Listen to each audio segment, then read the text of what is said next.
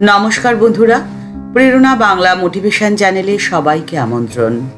মনের কষ্টের কারণ নানান রকম। সংসারী মানুষের সাংসারিক মায়া বা বন্ধনকে উপেক্ষা করা অসম্ভব। মানসিক আঘাত সব থেকে বেশি হয় তখনই যখন সে কাছের প্রিয় মানুষটিকে কষ্ট পেতে দেখে। মেয়ের বিয়ে নিয়ে চিন্তা আজকের দিনেও প্রত্যেক মা বাবারই হয়। মেয়ে যদি বিয়ে করতে না চায় তবে বাবা মায়ের কপালে পড়ে ভাঁজ, অথবা যে কোনো কারণেই হোক মানুষ হিসেবে যদি অপমানিত হতে হয় তাহলেও মনে লাগে আঘাত। আজকে থেকে 200 বছর আগের সামাজিক প্রেক্ষাপটে দাঁড়িয়ে এহেন সমস্যা থেকে মুক্তির পথ দেখিয়ে গেছেন স্বয়ং মা। ঠাকুর ছিলেন ত্যাগীশ্বর, কিন্তু মায়ের বাহ্যিক রূপ অতি সাধারণ। মাকে বোঝা সাধারণের বুদ্ধির বাইরে।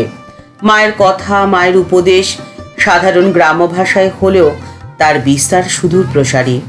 19 শতকের অন্ধ সামাজিক এবং ধর্মীয় গোড়ামির বিরুদ্ধে গিয়ে সাংসারিক সাধারণ বিষয় মানুষের মনের কষ্ট দূর করার ছোট ছোট ঘটনার কথাই আজকের ভিডিওতে আপনাদের সঙ্গে শেয়ার করে নিলাম, যে উপদেশ আজকের সমাজেও সমানভাবে প্রযোজ্য।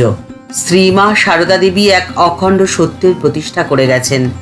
মা বলেছেন, পরিচিত নিজের মানুষদের ভালোবাসার নাম হলো মায়া, আর অন্যদিকে সব দেশের, সর্বস্তরের এবং সব ধর্মের মানুষকে ভালোবাসার নাম হলো দয়া। 19 শতকের জয়রামবাটি আজকের দিনে জয়রামবাটি থেকে সব দিক থেকে আলাদা। তখন কেবল রাস্তাঘাট ছিল না তাই নয়, ওই অঞ্চলটি ছিল বাঁকুড়ার অন্যান্য জায়গার থেকে যোগাযোগবিহীন।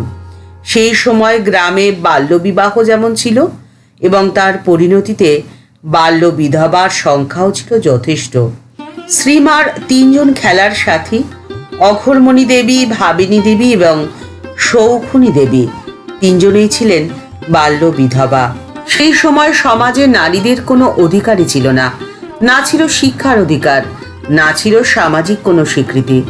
তাদের জীবনের একমাত্র উদ্দেশ্য ছিল যেন তেন প্রকারেণ একটা বিয়ে। বাল্য বিধবার জীবনের দুঃখ কষ্ট মা খুব কাছ থেকে দেখেছিলেন, তাই তাদের কষ্ট দূর করার জন্য তিনি প্রাণপণ চেষ্টাও করেছিলেন। নারী জীবনের একমাত্র উদ্দেশ্য বিয়ে, এ কথা মা বিশ্বাস করতেন না। একবার এক মহিলা ভক্ত এসে মাকে অনুযোগ করলেন যে তার মেয়ে বিয়ে করতে নারাজ, মা যেন তাকে আদেশ দেন তার বিয়েতে সম্মতি দেওয়ার জন্য। মা তখন তাকে উত্তরে বলেছিলেন, অনিচ্ছুক কন্যাকে বিয়ে করার আদেশ তিনি দিতে পারবেন না। সারা জীবন পরের দাসত্ব করা, পরের মন জোগানো, এ কি কম কষ্টের কথা? মেয়েরা শিক্ষিত হয়ে নিজেই নিজের জীবনের সিদ্ধান্ত যেন নিতে পারে, সেই দিকেই মা উৎসাহ দিয়েছেন সবসময়। প্রচলিত সমাজের বিরুদ্ধে গিয়ে নারীদের ব্রহ্মচর্য এবং সন্ন্যাসে অধিকার স্বীকার করেছিলেন মা।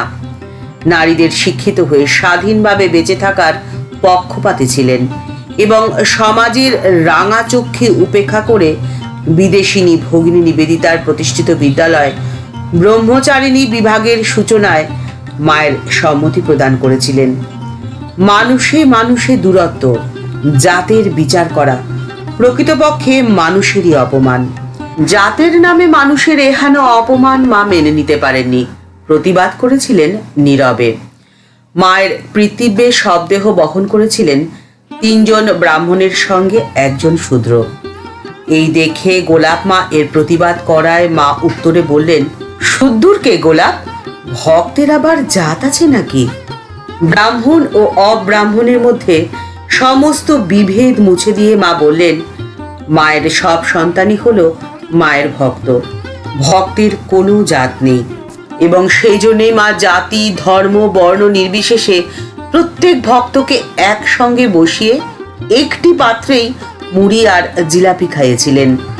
রাধু দিদিকে মা নির্দেশ দিয়েছিলেন বৈদ্য শ্যামদাস কবিরাজকে প্রণাম করতে, কারণ তিনি কত বড় বিজ্ঞ, ওরা ব্রাহ্মণ তুল্য।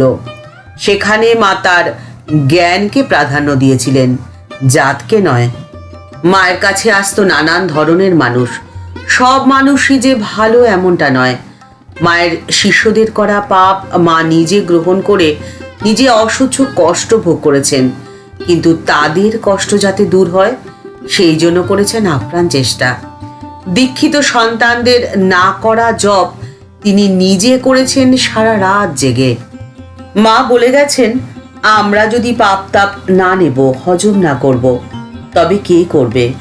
মা স্বয়ং ব্রহ্মময়ী, মুক্তির চাবি তো তাঁরই হাতে।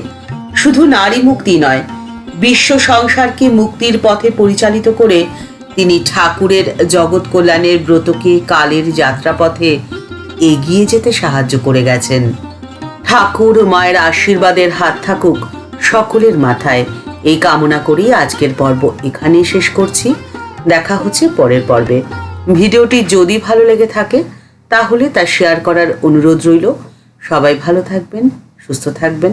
নমস্কার।